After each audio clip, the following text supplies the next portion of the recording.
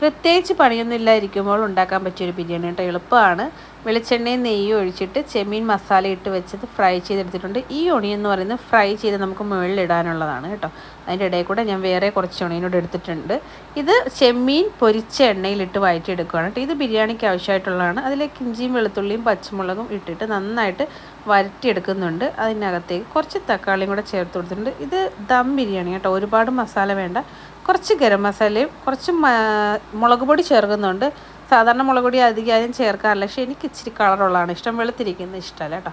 പിന്നെ ആ ചെമ്മീൻ വറുത്ത് വെച്ച പത്തിൽ എണ്ണയൊക്കെ നല്ലപോലെ വടിച്ച് ഇതിനകത്തോട്ട് ഇടണം കേട്ടോ. നല്ലൊരു ടേസ്റ്റാണ് അതൊക്കെ, ആ എണ്ണയ്ക്കൊക്കെ. ലാസ്റ്റ് കുറച്ച് മല്ലിയില ഇടുന്നുണ്ട്. പുതിനയില വേണമെങ്കിൽ ഇടാം, വേണ്ടെങ്കിൽ ഇടണ്ട. അതിന് ശേഷം നെയ്ച്ചോറ് ഉണ്ടാക്കി വെച്ചിട്ടുണ്ട്. ഇത് സാധാരണ നമ്മൾ എപ്പോഴും ചെയ്യുന്ന പോലെ തന്നെ നെയ്ച്ചോറ് ഉണ്ടാക്കി വെച്ചിട്ടുണ്ടെന്ന് കേട്ടോ. എന്നിട്ട് ഇതെല്ലാം കൂടെ എടുത്തിട്ട് മിക്സ് ചെയ്യുകയാണ് ചെയ്യുന്നത്.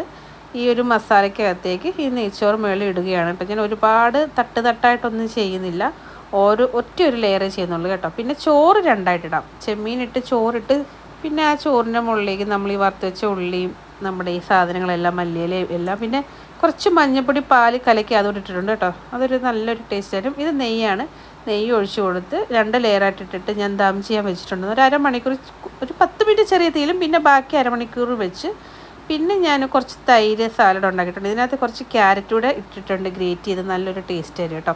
ഇങ്ങനെയാണ് ഇനി ഇത് എടുക്കുന്നതൊക്കെ ഒരു പ്രത്യേക രീതിയിലാണ്. ചോറ് ആദ്യമേ എടുത്തിട്ട് വേറൊരു പാത്രം, നമ്മൾ നെയ്ച്ചോറ് വെച്ച പാത്രത്തിലോട്ട് മാറ്റിയിട്ട് ബാക്കി മസാല വേറെയും വയ്ക്കുക. ദെൻ നമുക്ക് ആവശ്യമുള്ള പോലെ മസാല എടുത്ത് അതിൻ്റെ മുകളിൽ കുറച്ച് ചോറ് ഇങ്ങനെ എടുത്തിട്ട് ഇങ്ങനെ തലശ്ശേരി ബിരിയാണി പോലെ ചെയ്തെടുത്താൽ നല്ല